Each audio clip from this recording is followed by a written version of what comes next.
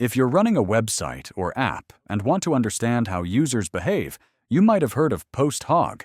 It's an open-source product analytics tool that helps you track how people use your site, like where they click, how long they stay, and what paths they take. And the best part? You can host it yourself, which means more control over your data. That's great if you care about privacy and don't want to rely on big companies like Google Analytics. But here's the deal. Posthog is powerful, but not always beginner-friendly. If you're not technical or don't have a dev on hand, setting it up can feel a bit overwhelming. So, should you actually use it? If you're a developer, startup, or tech-savvy creator who wants full control over your analytics, yes, absolutely. But if you just need simple tracking without the setup, there are easier tools out there.